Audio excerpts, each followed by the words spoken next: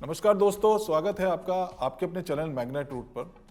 दोस्तों, आज का सवाल है which one is better, trading और इन्वेस्टमेंट। इस सवाल का सही जवाब पाना उतना ही मुश्किल समझा जाता है जितना रामायण के समय में हनुमान जी के लिए संजीवनी बूटी को पहचान। दोस्तों, इस सवाल का सही जवाब इतना भी मुश्किल नहीं है। मुश्किल जवाब इसलिए मिलते हैं क्योंकि जवाब देने वाले का रुझान इनमें से किसी एक पर ज्यादा केंद्रित या बायस्ड होता है। या तो लोग स्टॉक मार्केट्स में इन्वेस्टमेंट करते हैं या ट्रेडिंग करते हैं, या तो वो ट्रेडर होते हैं या इन्वेस्टर होते हैं। जो लोग इन्वेस्टमेंट्स करते हैं वो ट्रेडर को कुछ डिफरेंटली देखते हैं, और यही सेम ट्रेडर्स का नजरिया होता है जब वो इन्वेस्टर्स को समझने की कोशिश करते हैं। मुझे लगता है इस मुश्किल सवाल वेदर ट्रेडिंग इज बेटर और इन्वेस्टमेंट, इसका जवाब मेरे जैसे लोग आपको बेटर दे सकते हैं बिना बायस्ड हुए, क्योंकि मैंने स्टॉक मार्केट्स करियर में दोनों अप्रोचेस ट्रेडिंग और इन्वेस्टमेंट्स के साथ भरपूर टाइम बिताया है। तरह तरह के एक्सपेरिमेंट्स किए हैं, इन दोनों में कई तरह के सक्सेसेस और फेलियर्स फेस किए हैं। दोनों अप्रोचेस से मुझे लगता है मैंने काफी कुछ सीखा है। तो चलिए शुरू करते हैं। मुझे पर्सनली लगता है कि यदि आप इन दोनों अप्रोचेस के differences, requirements, pro and cons को अगर ओपन माइंडेड वे में समझ लेते हैं तो मुझे लगता है आप अपने लिए एक बेटर विकल्प चूज करने में सक्षम हो जाएंगे। तो चलिए समझते हैं इन दोनों अप्रोचेस को कुछ विस्तार से।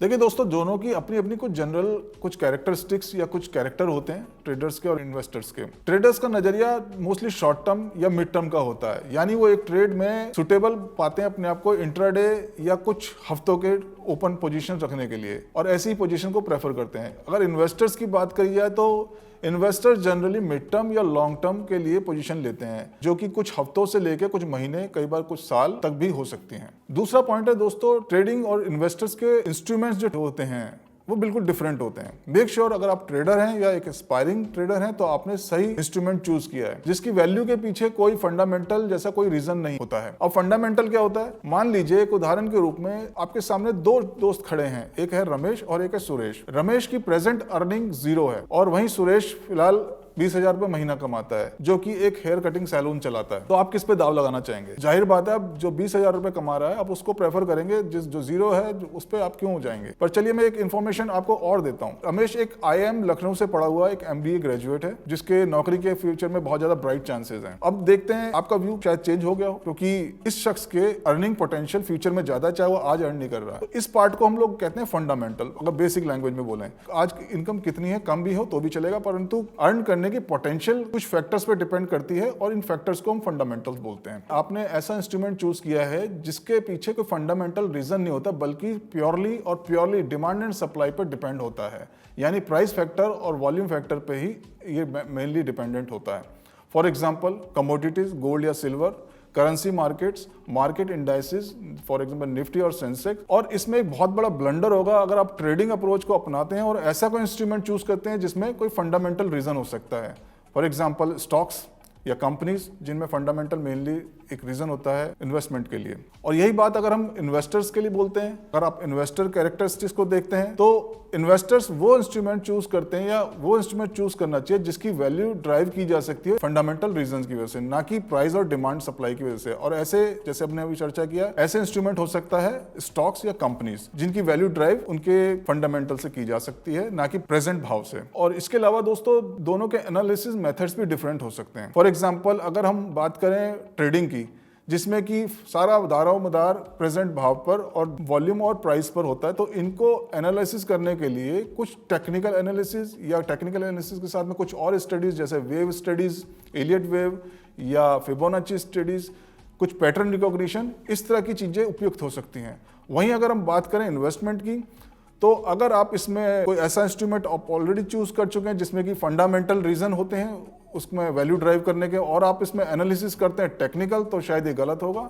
यहाँ पर आपको कुछ ऐसे ही मेथड चूज करने होंगे एनालिसिस के लिए जो फंडामेंटल्स की वैल्यू बेटर समझ सकते हो, जैसे for example financial statement analysis. और इस केस में टेक्निकल एनालिसिस को प्राइमरी एनालिसिस की तरह यूज करना एक बहुत बड़ा ब्लंडर होगा। तो दोस्तों अब जानते हैं प्रो एंड कॉन्स। पहले लेते हैं प्रोज। टेक्निकल एनालिसिस में जो सबसे बेस्ट बेनिफिट है वो यही है कि आपको इमीडिएटली कुछ ही टाइम बाद बहुत जल्दी पता लग जाता है कि आपकी पैटर्न रिकॉग्निशन या जो आपने कॉम्पिटेंसी डेवलप की है अभी तक वो सही है गलत है, क्योंकि इसमें रिजल्ट बहुत फास्ट मिल जाते हैं इन द फॉर्म ऑफ या तो आपका स्टॉप लॉस ट्रिगर होता है या आपके टारगेट्स अचीव होते हैं।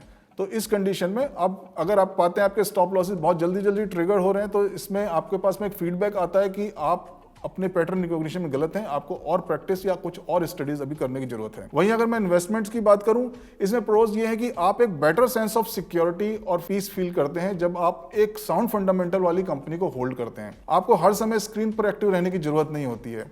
आप इस बचे हुए टाइम को अपनी और किसी प्रोडक्टिव एक्टिविटी जैसे मार्केट रिसर्च या अपनों के साथ कुछ क्वालिटी टाइम स्पेंड करने जैसे वेकेशन पर भी फ्रीली जा सकते हैं। अब हम कॉन्स की बात करते हैं, यानी डिसएडवांटेजेस की या नेगेटिव्स की। ट्रेडिंग काफी ज्यादा डायनेमिक और टाइम टेकिंग हो सकती है। ज्यादा समय आपसे स्क्रीन पर रिक्वायर्ड हो सकता है, जो आपको मेंटली एग्जॉस्ट कर सकता है। इस एग्जॉस्शन की वजह से आप कई लॉसेस का सामना कर सकते हैं, जैसे कि रॉन्ग पैटर्न रिकॉग्निशन, और इसकी वजह से कई स्टॉप लॉसेस का ट्रिगर होना और लॉस के साथ एग्जिस्ट होना लाजमी है। कई बार पैटर्न सही रिकॉग्नाइज करने के बावजूद गलत स्टॉप लॉस निर्धारित करने की वजह से भी आप एग्जिट हो सकते हैं विद लॉसेज, जबकि आप सही थे पैटर्न को रिकॉग्नाइज करने में। तो दोस्तों अब बात करते हैं कॉन्स की या कुछ नेगेटिव पॉइंट्स की इन्वेस्टमेंट के बारे में। अगर आप अपनी सिलेक्शन में सही भी थे, इसके बावजूद काफी समय लग सकता है आपके स्टॉक को परफॉर्म करने में मार्केट्स में। और अगर आपने अपनी स्टॉक पिकिंग अप्रोच या वैल्यूएशन करने में कोई विशेष गलती कर दी है, तो कई बार इसको समझने में काफी समय लग सकता है, क्योंकि नेक्स्ट डाटा क्वार्टरली रिपोर्ट्स की फॉर्म में कुछ मंथ्स के बाद अवेलेबल होता है। और जब आप सही भी थे स्टॉक पिकिंग में, स्टिल तब भी मार्केट्स आपका पेशेंस चेक कर सकता है